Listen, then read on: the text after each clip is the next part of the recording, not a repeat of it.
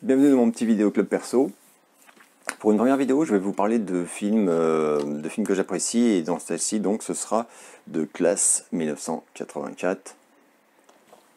Magnifique boîtier, avec une réédition assez géniale d'ailleurs, hop, qui est sortie, je crois, il y a 2 ans. Avec un combo Blu-ray, DVD, livret, pop-up. Et d'ailleurs, le pop-up, comme je suis super sympa, je vous le montre dès maintenant. Voilà.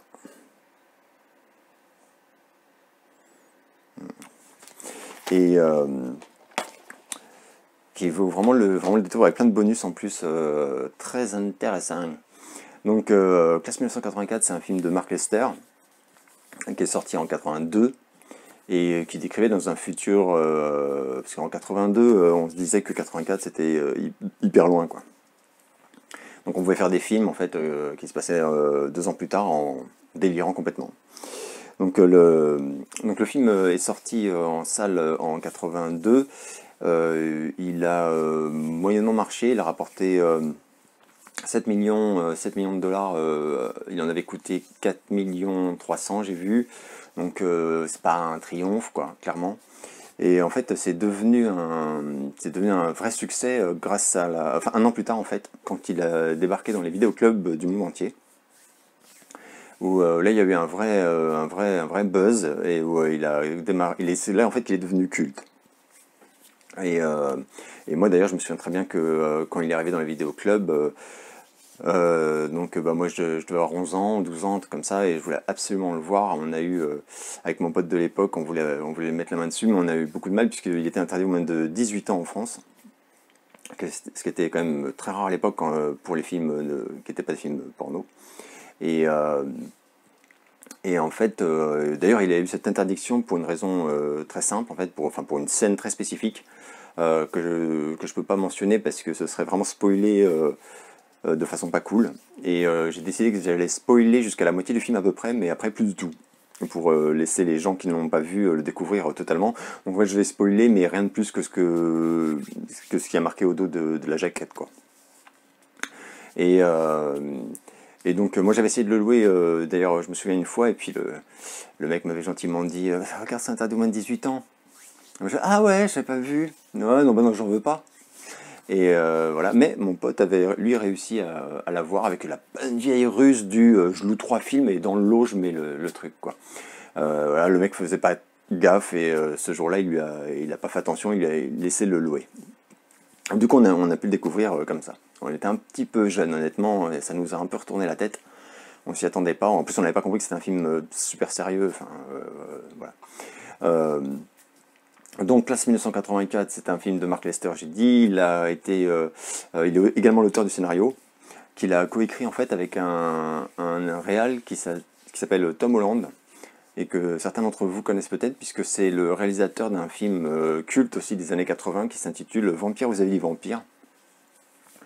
Excellent film, absolument génial, qui a vraiment pas vieilli et tout, magnifique. Et alors, à pas confondre avec le remake, il y a eu un remake ignoble.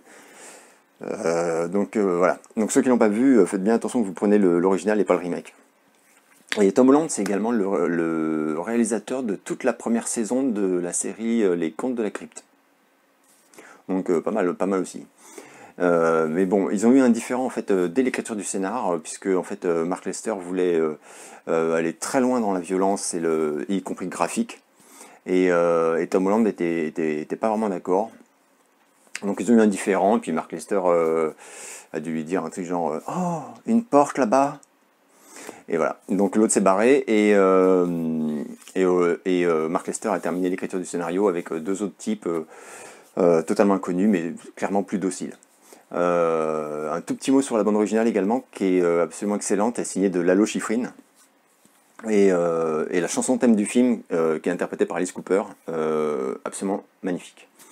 Donc voilà, bon, à sa sortie, donc il y a eu quand même un petit scandale dans la presse, parce que le film donc était très dur, et c'est un film qui est sans morale en fait. Donc c'est vraiment à soi de faire son jugement sur tout ce qu'il développe. Et à l'époque, bon, c'est pas trop passé, donc voilà, on l'a traité de film fasciste. Enfin bon, il y a eu un petit débat. Et voilà, l'histoire, pour résumer assez grossièrement, donc c'est l'histoire de Andy Norris, qui est un professeur de musique, et qui va être embauché comme remplaçant dans un lycée. Et dès son arrivée, en fait, il va se heurter à une bande de voyous, dont le leader est Peter Stegman, et qui en fait terrorise tous les élèves, même les profs en fait, et en plus de ça, deal de la drogue dans tout l'établissement. Et voilà, donc, et Norris, il va arriver avec ses idéaux, sa naïveté aussi. Enfin bon, c'est un jeune prof, et il va essayer donc de les raisonner, en fait, de leur dire que c'est pas bien ce qu'ils font, etc. Bon.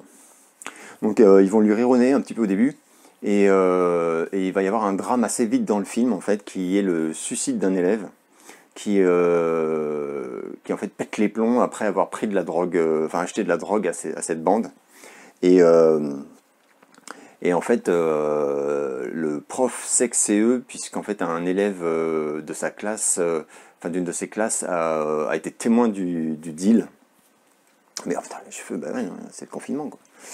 A été témoin du deal, mais a trop peur pour évidemment témoigner à qui que ce soit, etc. Et d'ailleurs, cet élève, qui est donc le faillot un peu, c'est Michael J. Fox, qui d'ailleurs au générique s'appelle à l'époque Michael Fox, tout simplement. Et qui a un rôle, voilà, pas passionnant, mais bon, c'est toujours drôle de le voir. Et j'ai vu, c'était donc 2 ans avant Retour vers le futur, et d'ailleurs, même physiquement, il a bien changé en 2 ans. Vous avez été un peu bouboule, enfin bon. Donc voilà, et cet accident terrible ne va faire qu'aggraver les choses, évidemment, et là il va y avoir des pressions entre les deux personnages, du prof et de l'élève Stegman. Et ils vont commencer donc à se menacer, et ça va aller très très loin, dans des proportions absolument terrifiantes. Et d'ailleurs, le film relate très très bien le moment où en fait le mépris raisonné pour quelqu'un bascule dans la haine complète, et où là, on pète les plombs quoi. C'est plusieurs moments où des proches du prof essaient de le raisonner pour lui faire comprendre qu'il va trop loin, qu'il ne faut pas qu'il joue leur jeu, etc. Et c'est trop tard. Donc voilà, et le prof, donc justement, est interprété par Perry King, qui est un acteur pas très connu, qui n'a pas fait de carrière géniale, mais que vous connaissez peut-être si vous avez vu à l'époque, dans les années 80, la série Riptide, où c'était 3 potes qui menaient des enquêtes voilà, au soleil. Ils avaient un hors-bord, je me souviens, avec un hélicoptère et tout. Enfin, et ils avaient même un espèce de robot complètement ringard, genre de R2D2 du pauvre, tu vois. Enfin bon, mais c'était sympa. Enfin bon, voilà, c'était ambiance un peu Magnum pour ceux qui voient. Enfin Magnum, la série de l'époque, parce que j'ai vu qu'il y avait un remake aussi ignoble depuis quelques années là. Donc voilà, bon, lui, bon. Et alors, l'acteur qui joue le personnage, le leader de la bande, en fait, donc Peter Stegman, c'est Timothy Van Patten, qui est en fait un... Alors pareil, en tant qu'acteur, il n'a pas fait grand-chose après, et il s'est vite arrêté d'ailleurs, puisque dès le début des années 90, en fait, il a commencé une carrière de réalisateur. Et là, par contre, il s'est pas raté, parce que donc il a fini par réaliser une 20aine d'épisodes de la série Les Sopranos. Et plus fort encore, il a réalisé l'épisode culte de Game of Thrones, Winter is Coming, donc pour lequel il a eu des Emmy Awards, enfin il a eu plein de nominations, j'ai vu, enfin. Et il a aussi réalisé un épisode de Black Mirror, Hang the DJ, je crois que c'est, et voilà, donc c'est un des réals les plus puissants de HBO actuellement, en fait, voilà, il a carrément réussi son coup. Et d'ailleurs, j'ai vu une interview de l'actrice Lisa Langlois, qui interprète Patsy, qui est la fille de la bande, parce que dans la bande, il y a une fille, et d'ailleurs, elle a un rôle vraiment important, et c'est même une des plus féroces de tous, en fait. Et elle raconte que lors du tournage, qui a été apparemment d'ailleurs très pénible, il y avait vraiment une grosse tension sur le plateau, et ben lui, en fait, il disait déjà que son rêve, c'était pas du tout d'être acteur, mais d'être réal. Et elle pense même qu'en fait, il acceptait des rôles pour en fait, voir comment travaillait le réalisateur. Et donc à propos de réalisateur, d'ailleurs, donc Mark Lester, il n'a pas fait grand-chose ensuite de mémorable.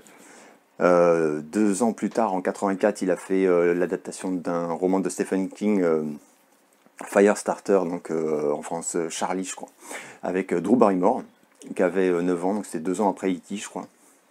Donc pas un très bon film. Et alors l'année d'après, il a fait ça, parce que ça je l'ai. Il a fait ça, quand même. Donc voilà, Commando, avec Schwarzy. Moi j'aime bien, mais voilà, bon, c'est pas un grand film, quoi, c'est sûr. Et alors l'année suivante, il a fait un film que je pense que vous connaissez pas, qui s'appelle Armé dangereux. Et contrairement à ce que laisse entendre le titre, c'est ça. Donc c'est une comédie. Voilà, avec John Candy et Meg Ryan. Absolument génial. Enfin, c'est un film complètement loufoque, mais qui n'a pas marché du tout, quoi. Et voilà. Moi, je l'ai d'ailleurs parce que j'adore John Candy, qui était un des plus grands comiques américains des années 80, mais qui s'est pas vraiment exporté à l'époque, alors qu'il a joué dans plein de films que moi j'ai découvert à l'époque parce que il sortait en vidéoclub, enfin en VHS dans les vidéoclubs. Donc c'est un peu comme Chevy Chase, qui était une autre énorme star comique de ces années-là. Et donc j'ai vu tous les films parce que je les louais, quoi. Ils étaient au vidéoclub, ils sortaient même pas au cinéma. Enfin, il y en a peut-être un ou deux qui sortaient au cinéma, mais en France, personne connaissait ces acteurs-là, quoi. Et donc voilà, bon, pas génial. Et il s'est achevé en 90 avec la pire idée de sa carrière. C'est comme il a vu que Classe 84 commençait à devenir culte grâce au vidéoclub, il a voulu faire une suite. Et donc il a fait Classe 1999, dont je vais te laisser apprécier l'affiche. Ça vend du rêve quand même. On sent pas du tout que c'était l'époque Terminator et tout. Bref, donc c'est une bouse sans nom, un nanar, enfin on dirait, tu sais, les trucs italiens là, de l'époque, enfin qui copiaient les films américains déjà mauvais, enfin bon, c'est embarrassant, donc c'est, voilà, involontairement comique même, j'ai envie de te dire. Et après ça, c'était fini, il a fait quelques séries totalement inconnues, enfin, voilà, terminé. Mais reste un très grand film et très bon film, donc Classe 1984, que je me permets de recommander. Tout en précisant que c'est vraiment un film difficile quand même, c'est un film dur, c'est pas un film qui se regarde en rigolant et en mangeant des pop-corn, mais c'est pour moi vraiment un vrai grand film culte des années 80. Voilà, ce sera tout pour ce premier épisode de mon petit vidéo club et rendez-vous je ne sais quand, et prenez soin de vous en cette période de confinement.